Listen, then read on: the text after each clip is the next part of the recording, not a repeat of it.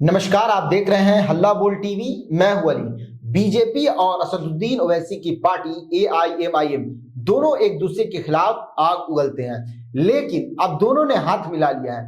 आखिर असदुद्दीन ओवैसी की party AIMIM और बीजेपी दोनों में कौन एक्सपोज हुआ है? आइए इस पूरे मामले को विस्तार से जानते हैं हल्ला बोल टीवी के संपादक दीपक शर्मा से। निश्चित रूप से दोनों एक्सपोज हो गई है, दोनों पार्टियां एक्सपोज हो गई है।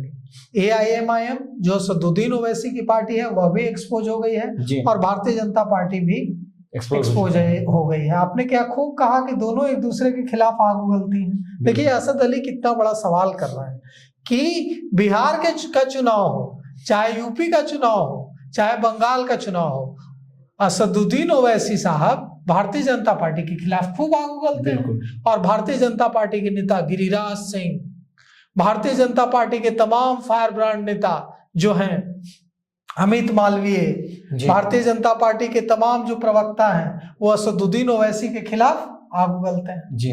लेकिन इन दोनों ने हाथ मिला लिया है, दोनों ने गठबंधन कर लिया है। आपको यकीन नहीं हो रहा होगा, मुझे भी यकीन नहीं हुआ। मुझे जब असद अली ने यह खबर दिखाई तो मैंने कहा कि यूं ही किसी ने लिख दिया होगा। बाद में हमने तहकीकात की तो हम लोग दंग रह गए कि महाराष्ट्र की राजनीति में जो चौंकाने वाला मोड़ आया है, इसका असर बंगाल के चुनाव पर भी पड़ेगा, इसका असर यूपी के चुनाव पर भी पड़ेगा, क्योंकि महाराष्ट्र में असदुद्दीन ओवैसी की पार्टी AIMIM और भारतीय जनता पार्टी ने हाथ मिला लिया है। और किस लिए? किसी बड़े खजाने के लिए नहीं, एक छोटे से नगर परिषद का कंट्रोल छीनने के लिए। शिवसेना से अंबरनाथ नगर परिषद का कंट्रोल छीनने के लिए इन लोगों ने अपने पारंपरिक प्रतिद्वंदी कांग्रेस के साथ साझेदारी की थी। और अब ये लोग अकोट में असदुद्दीन ओवैसी के AIMIM के साथ इन लोगों ने हाथ मिला लिया है। अब सोचिए कि किसी ने सोचा था कि अकोट अंबरनाथ नगर परिषद में जो हुआ सो हुआ जी। अकोट नगर परिषद में, महाराष्ट्र के अकोट नगर परिषद में असदुद्दीन ओवैसी और भारतीय जनता पार्टी ने हाथ मिला लिया और दोनों मिलकर यहां एक साथ गलबहियां डालकर घूमेंगे। तो अकोट में क्या हुआ है हम आपको बताते हैं। यहां अकोट नगर परिषद का कंट्रोल हासिल किया जा सके, इसके लिए भारतीय जनता पार्टी और असदुद्दीन ओवैसी की पार्टी AIMIM ने गठबंधन कर लिया है। और ओवैसी पर आरोप हमेशा लगाया जाता था कि ये जो है बी टीम है। कांग्रेस कहती थी कि ये बी टीम है, मुसलमानों का वोट बांटने आती है। कांग्रेस ही नहीं, मुसलमान खुद कहते हैं कि बीजेपी की बी टीम है ओवैसी। नहीं, मुसलमान कैसे कहते हैं? मुसलमान अगर कहते तो 5 सीटें देते बिहार में। मुसलमानों ने तो सुनी, मुसलमानों की अक्सरियत आबादी। नहीं, कैसे? मुसलमान कांग्रेस को 6 सीटें आई हैं, इतनी बड़ी पार्टी, और AIMIM को 5 सीटें आई हैं। तो मुसलमानों ने ट्रस्ट किया असदुद्दीन ओवैसी पर, कम से कम बिहार के मुसलमानों ने तो ट्रस्ट किया, तभी तो 5 सीटें आ गई। 5 सीटें लाना इतना आसान है?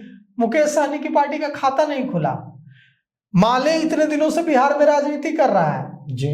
कम्युनिस्ट पार्टियां 1-2 सीटों पर सिमट गई, जिसका इतना जनाधार है। हैदराबाद से आकर असदुद्दीन ओवैसी ने 5 सीटें जीत ली। मतलब बिहार के मुसलमानों ने असदुद्दीन ओवैसी पर ट्रस्ट किया, तेजस्वी यादव पर ट्रस्ट नहीं किया। बिहार के मुसलमानों ने कांग्रेस पर ट्रस्ट नहीं किया, प्रशांत किशोर पर ट्रस्ट नहीं किया, लेकिन असदुद्दीन ओवैसी पर ट्रस्ट किया। और अब असदुद्दीन ओवैसी भारतीय जनता पार्टी के साथ हाथ मिला। लेकिन इसका बड़ा कारण ये भी हो सकता है कि तेजस्वी यादव के द्वारा जो असदुद्दीन ओवैसी को आतंकवाद, दहशतगर्द इस तरह के लक़ब दिए गए, तो ये कारण भी तो हो सकता है। नहीं, ये वजह, अगर ऐसा होता मुसलमानों को भरोसा नहीं होता तो वो विकल्प नहीं था। प्रशांत किशोर ने तो इतनी टिकटें बांटी। नहीं, प्रशांत किशोर को भी बीजेपी का बी टीम कहा जाता है नहीं मुसलमानों के द्वारा। नहीं तो फिर तो कांग्रेस भी बी टीम हो गई, तब तो सब जितनी पार्टियां हैं सब बी टीम हो गई। देखिए सवाल ये नहीं है जी, सवाल ये है कि असदुद्दीन ओवैसी पर बिहार के मुसलमानों ने ट्रस्ट किया। असदुद्दीन ओवैसी को पिछली बार 4 सीटें मिली जी, इस बार और 1 सीटें बढ़ गई जी। इस बार 5 सीटें दी, तो बिहार की जनता का भरोसा उन पर बढ़ रहा है चुनाव दर चुनाव। अभी देखिए, अभी हम आते हैं हम लोग अपने इस जो महाराष्ट्र में हुआ है कि अकोट नगर परिषद का कंट्रोल हासिल किया जाए, इसके लिए असदुद्दीन ओवैसी की पार्टी और भारतीय जनता पार्टी ने हाथ मिला लिया है और अकोट में 35 सदस्यों वाली परिषद में बहुमत से कम सीटें होने के बावजूद बीजेपी की, भारतीय जनता पार्टी की माया धुले को अध्यक्ष बना दिया गया है। वहां किसके सपोर्ट से? असदुद्दीन ओवैसी की पार्टी के सपोर्ट से 33 सीटों पर चुनाव हुआ था और बीजेपी ने कितनी सीटें जीती थी अली? 11 सीटें। और इसके लिए क्या किया इन लोगों ने? इसके लिए इन्होंने असदुद्दीन ओवैसी की पार्टी एआईएमआईएम ने 5 सीटें जीती थी, असदुद्दीन ओवैसी से हाथ मिला लिया।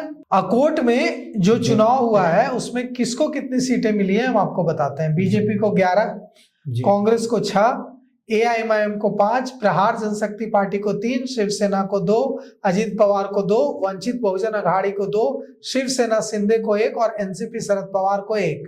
अब यह जो गठबंधन है यह कौन कर रहा है?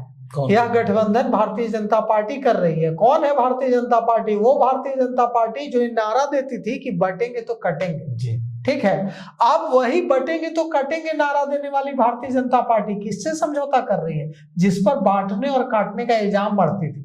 बिल्कुल। असदुद्दीन ओवैसी को भारत के लिए खतरा बताती थी, उनकी पार्टी को बताती थी कि ये जो है राष्ट्र विरोधी शक्तियों से मिला हुआ है। अगर इतनी ही दिक्कत थी, राष्ट्र विरोधी शक्तियों से मिली हुई थी एआईएमआईएम असदुद्दीन ओवैसी की पार्टी, तो यह गठबंधन क्या बताता है? और यह गठबंधन बताता है कि राजनीति कितना अवसरवादी है, जिसमें फायदे के लिए कभी किसी ने सोचा था कि ओवैसी और बीजेपी हाथ मिलाएगी? कभी सोच ही नहीं सकता कि ओवैसी की पार्टी और बीजेपी हाथ मिलाएगी, कभी किसी ने नहीं सोचा था। तो क्या यह जो गठबंधन हुआ है इसका असर बंगाल और यूपी के चुनाव पर पड़ेगा?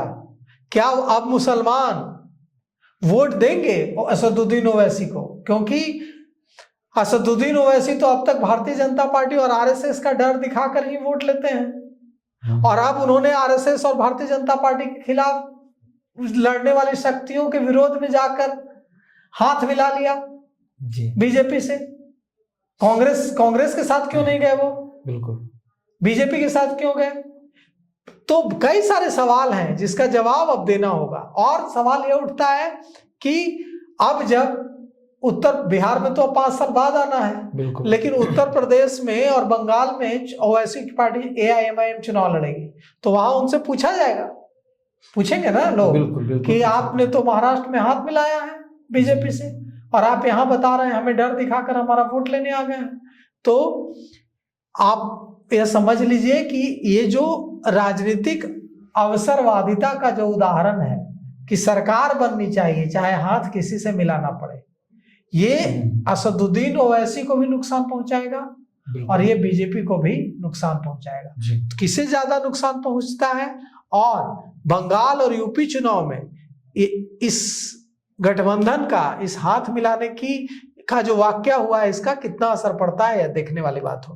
वो कहते हैं ना कि दुश्मन का दुश्मन दोस्त होता है। सेम उसी तरह की राजनीति जो है अब देखने को मिल रही है। बीजेपी और एआईएम यानी असदुद्दीन ओवैसी की जो पार्टी है, दोनों ने हाथ मिला लिया। इस पूरे मामले को लेकर आपकी क्या राय है? अपनी राय कमेंट्स में अपने जरूर दें। तो फिलहाल इस पेशकश में इतना ही। आए कि खबरों के लिए बने रहे हल्ला बोल टीवी के साथ। धन्यवाद।